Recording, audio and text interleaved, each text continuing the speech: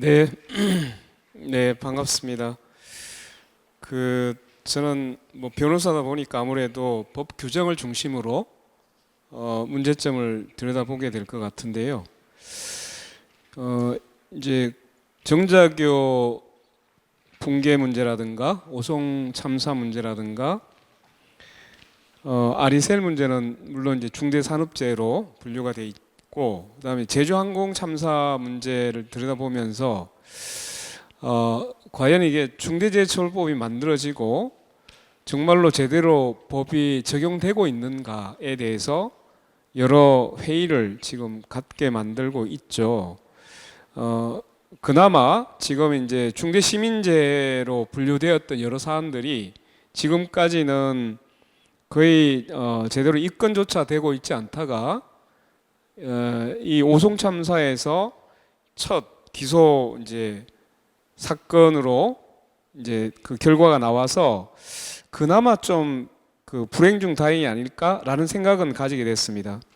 그 공소장을 보면 이제 앞서서 이미 발제문에서 손익찬 변호사가 이야기를 했는데, 크게 보면 이제 이 참사의 두 가지를 주목했었습니다.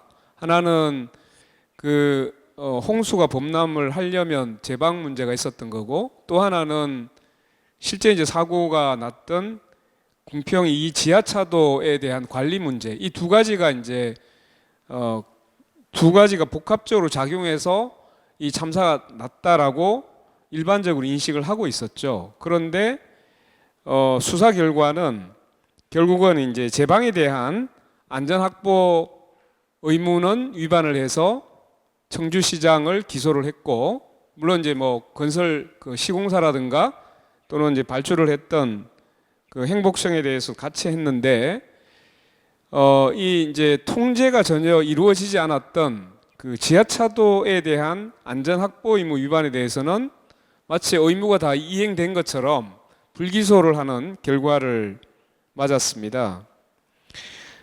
그리고 또 하나는 이제 여기서 제방에 대한 그 하천관리청을 이제 위임 규정을 두다 보니까 처음에는 이제 환경부 장관에서 충북도지사로 내려오고 다시 이게 조례에 의해서 지금 청주시장으로 내려와서 하천관리청, 국가하천이긴 하지만 실제 이제 지방자치단체장이 이 이제 책임 주체로 되었다. 이 부분에 대해서도 약간은 좀 의문이 있긴 한데, 어쨌든 하천관리청에 대한 책임을 물었다는 점에서는 의미가 있다라는 것이고, 그 다음에 이제 두 번째는 그 지하차도가 도로이죠. 그러니까 이제 도로관리청이 누구냐에서 충북도지사입니다. 그런데 여기서 이제 생각해 볼 문제는 앞서서 이제 발제를 했듯이 이미 여러 가지 그 안전보건관리 체계를 구축을 하고 있었고, 예산도 있었고 인력도 준비되어 있었다라고 되어 있는데, 근데 실제로 이제 그러면 그 예산이나 이런 이제 게 최소한으로 존재했다고 하더라도 앞서서 얘기한 것처럼 그것이 제대로 이행될 수 있는 구조였는가에 대해서 살펴봐야 될 필요가 있습니다. 그래서 101쪽에 보시면 실제로 이제 도로법이라든가 그 도로법에 따른 규칙에 봤을 때 이 천재지변이나 이에 준하는 재해가 발생했을 때 도로 통행을 제한하거나 금지하도록 되어 있고, 또 이제 긴급 안전 조치를 취할 수 있도록 그런 규정을 두고 있습니다. 그러면 아무리 인력이나 집행할 수 있는 예산이 있었다고 하더라도 실제로 이제 이런 긴급한 상황에서 아무런 역할을 하지 않았다면 이것이 제대로 된 그 안전보건 확보 의무를 이행한 것으로 볼 수 있느냐에 대해서 굉장히 의문이 생기는 거죠. 그냥 책상에 다 앉아 있어. 이게 무슨 이행이 될 수 있을까요? 안 되잖아요. 결국 문제를 제기했던 부분은 그 부분인데, 검사가 결론에 있어서 그래서 이제 여전히 이 궁평 이 지하차도에 대한 판단에 있어서는 제대로 된 긴급한 상황에서 또는 천재지변에 있어서 이런 우려가 있을 때 도로 통행을 제한하거나 금지하는 의무를 다할 수 있도록 제대로 된 그 절차나 이런 것들이 되어 있었느냐에 대해서 다시 판단을 해야 될 부분이다라는 말씀을 일단 드립니다. 그리고 이제 그 공소장의 판단 구조를 제가 일부러 그 목차를 둔 이유는 검사가 어떤 이제 절차로 이 위반 여부를 판단했을까? 그 중에 이제 이 피고인은 청주시장입니다. 행복청장이나 또는 이제 시공사가 있긴 한데 그 부분에 대한 그 판단 절차가 거의 비슷하긴 합니다. 제가 이걸 굳이 쓴 이유는 그 이제 중대시민재해하고 중대산업재해가 두 가지가 있잖아요. 근데 중대산업재해는 시행령에 들어가 보면 9가지 의무를 부여하고 있고, 그 다음에 중대시민재해는 8가지로 분류가 돼 있어요. 중대시민재해는 중대산업재해의 그 시행령 규정을 대충 본뜬 겁니다. 정확하게 보면. 그런데 본떴는데 이걸 마치 무슨 구별하려고 하다 보니까 굉장히 이상한 형태로 시행령이 만들어져 있어요.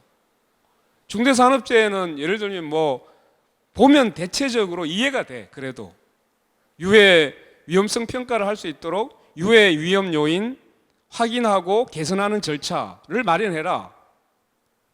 그 다음에 이제 두 번째 크게 보면 그 안전관리 책임자들이 제대로 업무를 하는지 수행평가 기준 절차 마련해라. 그 다음에 이제 중요한 게 종사자가 의견을 이야기할 때 그 의견을 청취하고 그에 따라서 개선하는 절차를 마련해서 제대로 이행하도록 하라. 이해가 대부분 되시죠? 그런데 이제 제가 이렇게 살펴볼 것은 중대시민재해 그 시행령에 들어가 보면 읽어도 잘 이해가 안 됩니다. 굉장히 복잡한 구조로 되어 있고, 특히 문제가 되는 것은 이게 이제 처음에는 보면 안전보건관리 체계 구축 및 그 이행에 관한 조치가 1호로 나와 있어요. 중대시민재해든 중대산업재해든.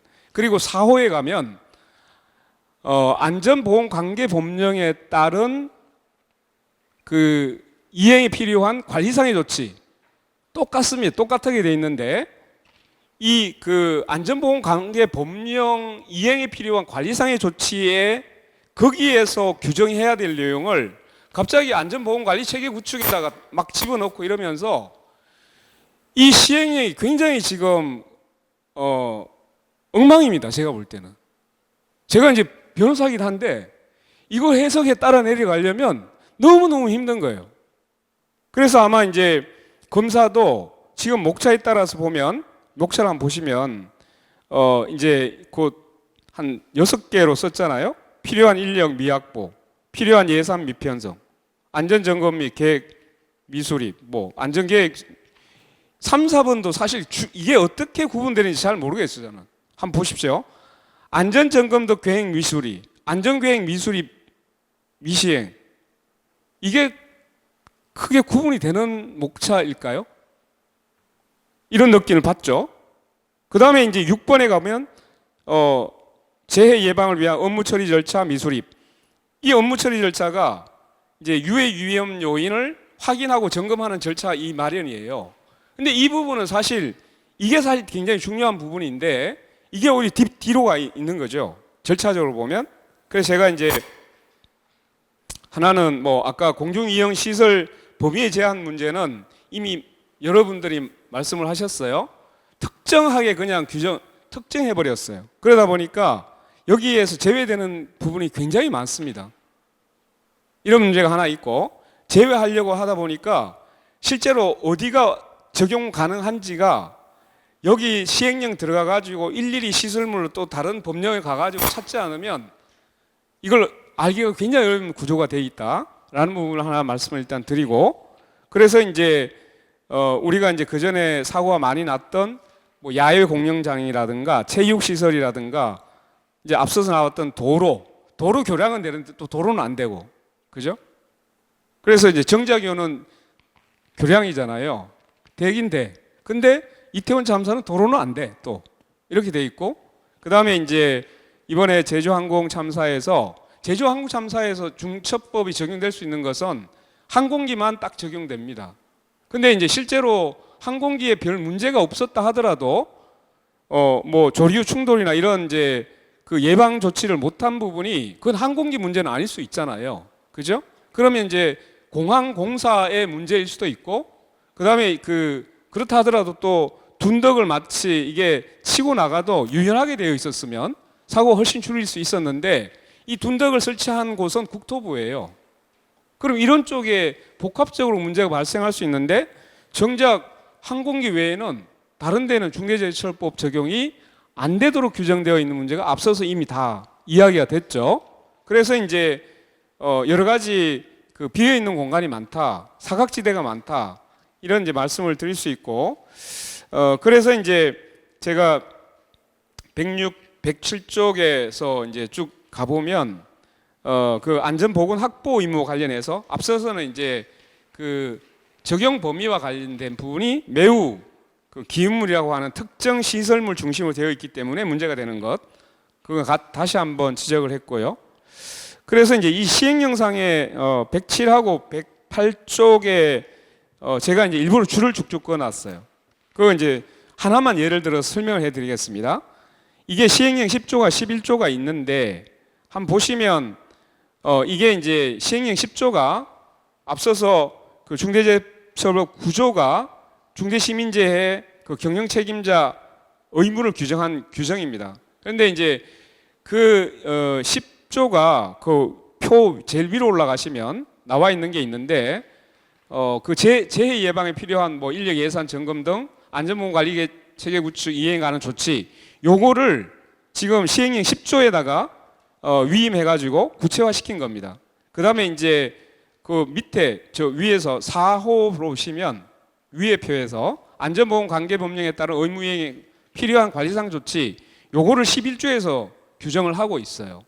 자, 여기서 알 수 있는 것은 법령에 관계없이 자체적으로 안전보건 관리 체계를 구축하라, 이게 1호고 그걸 규정한 것이 10조입니다. 그런데 이 10조 내용에 들어가 보면 갑자기 줄 꺼놨죠. 안전보건관계 법령에 따른 안전관리 업무의 수행, 이게 들어와 있어요. 이거는 사실은 시행령 11조, 즉 안전보건 법령에 따른 의무이행에 필요한 관리상의 조치, 이 항목에 제대로 규정을 해야 될 사안을 이다가 집어넣으니까 굉장히 혼란스럽게 되어 있고 순서도 뒤바뀌어 버린 거예요. 그 다음에 108쪽에 가보시면 2호가 나오시죠. 여기 똑같은 내용을 하는데 하나는 1호는 필요한 인력을 갖추어라, 이 얘기고 2호는 필요한 예산 편성 집행하라, 이거를 1, 2호로 나누고 있는 거예요. 똑같은 비슷한 내용을 집어넣고, 거기 이제 2호 밑에 가보시면 안전보건 관계 법령에 따른 뭐 무슨 유지 점검 등 실시, 이렇게 해놓고 이렇게 지금 구분을 하고 이걸 두 개로 나누었고,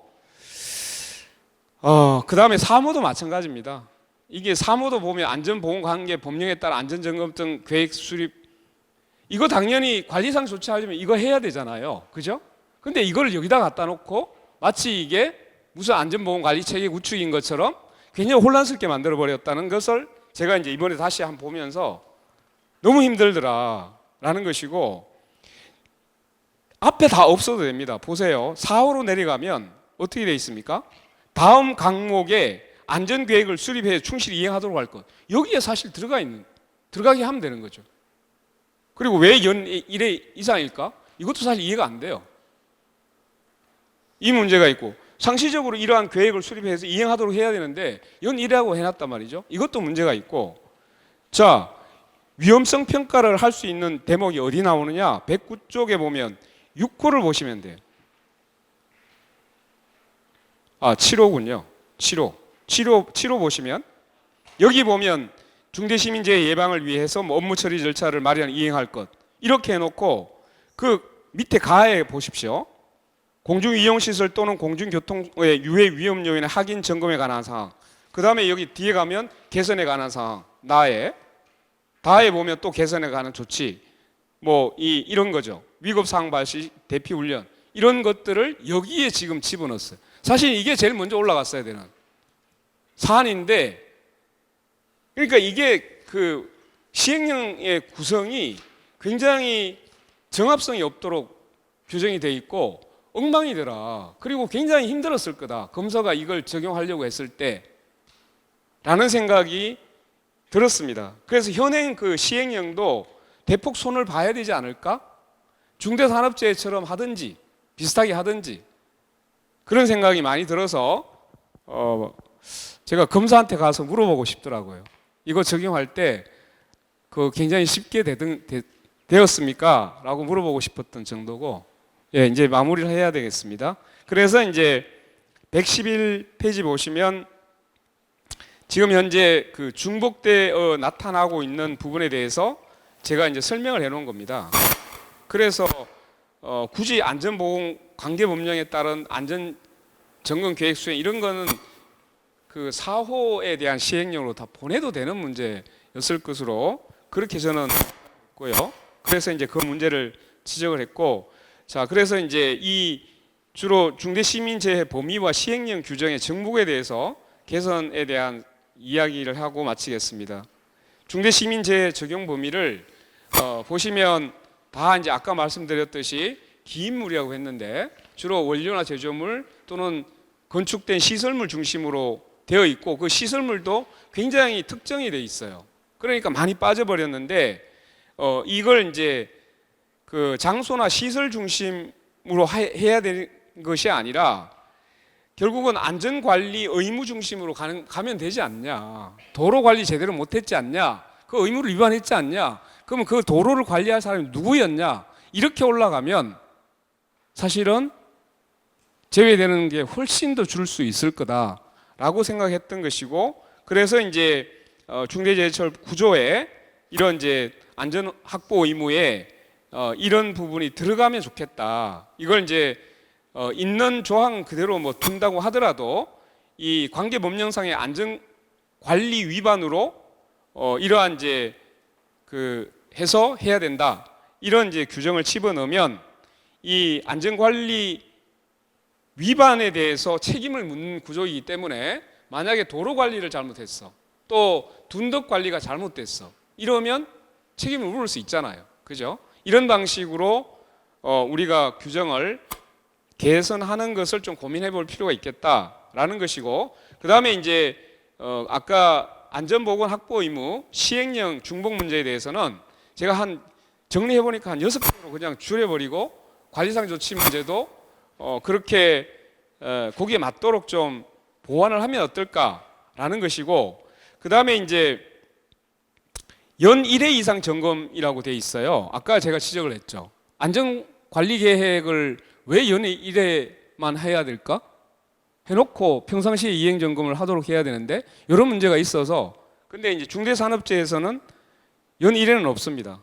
반기 1회라고 있어서 하려면 차라리 동일하게 해라.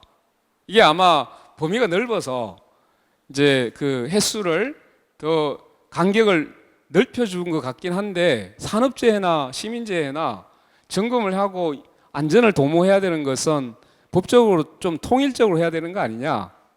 그래서 집어넣으려면 통일해서 반기 1회 정도로 통일하라. 이렇게 저는 조금 이제 법 규정 중심으로 말씀드렸다는 이야기를 드리겠습니다. 네, 마치겠습니다.